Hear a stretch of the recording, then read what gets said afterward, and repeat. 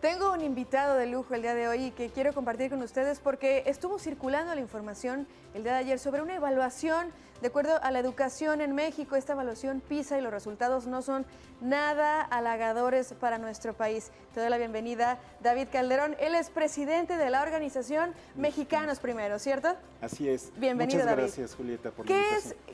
Gracias a ti por asistir. ¿Qué es Mexicanos Primero? Primero que nada, ¿qué es esta organización? Mexicanos Primero es una iniciativa ciudadana que busca incidir en la educación, es decirle, dar voz a los ciudadanos para participar.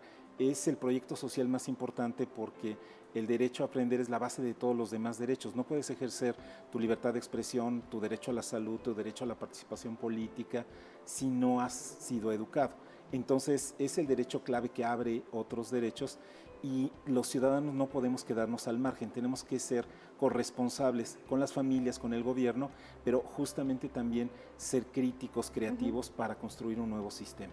Excelente. ¿Y esto a ti te da la autoridad para explicarnos en qué consiste o qué tenemos que entender con estos resultados que vimos en todos los titulares el día de ayer con respecto al nivel educativo en México, que estamos en penúltimo lugar? Sí, ¿Qué significa? Estamos en penúltimo lugar en esta muestra de países que representan las economías más desarrolladas, la OCDE, pero no solo ellos hacen la evaluación, también la hacen otros países. Entonces, además de los 34 de OCDE, llega la muestra a ser 79 países. Okay. Entonces, es un comparativo muy sólido de qué es lo que saben y pueden aplicar los chicos de 15 años. Entonces, no se hace por grado escolar, se hace por edad cronológica, porque así puedes hacer un comparativo a pesar de que hay distintos planes de estudio. Lo que te revela es que los chicos mexicanos están al margen de las mejores oportunidades en el mundo, que México está muy disparejo con respecto de su potencial económico y de su riqueza cultural, y eso comparativamente con su logro educativo es muy deficiente. Okay. Hay otros países que tienen situaciones mucho más complicadas, pasaron por turbulencias políticas, apenas lograron su independencia, etcétera. Poca infraestructura, ¿no? Mucho menos riqueza promedio, y sin embargo tienen mejores resultados o han resuelto las cosas más rápidamente. Wow. Ejemplos son, por ejemplo, Polonia, por ejemplo, Vietnam, ¿no? Entonces tú dices, país agrícola machista, sin tradición, analfabeta, bueno, tienen mucho mejor resultado que los mexicanos. Los chicos mexicanos que tienen el ingreso más alto están en el decil más alto de ingreso, es decir, en sus hogares al menos se gana 18,000 pesos para arriba, están por debajo de los chicos más pobres de Vietnam. ¡Wow! Que son los hijos de los que siembran arroz en los campos. Entonces, eso te hace ver una discrepancia enorme con las posibilidades del futuro. Como se ve el salón de hoy, es como se verá la sociedad de mañana. Entonces, los resultados son muy relevantes porque te hacen ver a México rezagado con respecto del mundo, y por el otro lado te hace ver que hay una gran dificultad porque no tenemos a todos en la escuela. 25% de los jóvenes mexicanos a los 15 años ya no está en la escuela ni va a regresar a ella. Ya perdimos un cuarto de la generación. Pero a pesar de que solo tienes ese 75%, a su vez el corte de los resultados te hace ver que 43% de ellos no logran las competencias mínimas en lectura. Híjole. No entienden lo que leen.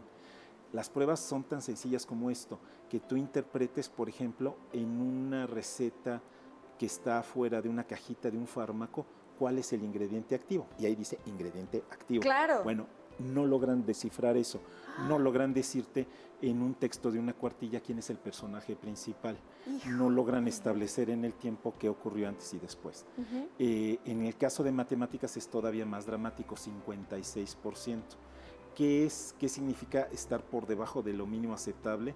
Ese 56% es que, por ejemplo, no logras hacer una multiplicación de dos números que tenga cada uno 3 cifras, 385 por 450, eso no lo puedes resolver bien. Wow. Tienes ya 15 años, ya tienes 9 años de escolaridad formal y no logras hacer eso. Entonces estás incluido en la escuela, pero estás excluido del aprendizaje. Claro, claro. Es esta situación entonces la que nos tiene que llevar a despertarnos, a ver que es una urgencia, que no nos podemos dar por satisfechos que un sistema de becas y de ampliación de cupos te lleve a más chicos a la escuela. Eso es muy bueno, pero es solo el inicio. Si adentro de la escuela no se producen los procesos de aprendizaje, entonces pues tenemos grandes guarderías cada vez más ampliadas. Claro, no tiene ningún sentido ampliar las aulas si no tenemos un buen sistema educativo. Así es. Cuando ya hacemos el enfoque a Jalisco, también encuentras una situación semejante a México. Jalisco es como una maqueta de México. Enorme potencial, enorme riqueza, enorme tradición. Tiene un extraordinario sistema de educación superior, pero tiene un pésimo sistema de educación básica. Wow. Los resultados son malísimos. Cuando ves los resultados equivalentes de Planea, que es la prueba nacional, entonces encuentras que es muy semejante, 53-45. Entonces es como si fuera, digamos, la copia de México. Claro. En cambio, en Jalisco ya podemos todavía, como si fuera un microscopio, hacer los acercamientos. Y si ves, por ejemplo, Mezquitic, Bolaños, ves unos resultados espantosos, 83% no alcanza el mínimo aceptado. Wow, Entonces, quien más necesita es quien menos tiene. Claro. Y hay esta idea de que solo llevando los beneficios, solo haciendo subsidios, resuelves. No, es que es mucho la dinámica de lo que pasa en clase.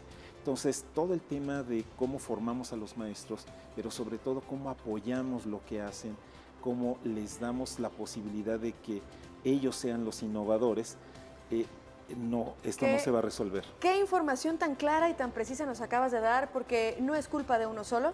No es culpa nada más, no es de señalar solamente a una parte, hay que analizar totalmente este tema y acercarnos a organizaciones como la tuya para poder tener herramientas y poder cambiar lo que les espera a nuestros chicos el día de hoy para mañana. Muchas gracias, lamentablemente el tiempo es muy corto, pero te agradezco tu visita y la información que nos compartiste, David. Muchas gracias, seguiremos en contacto. Claro que sí.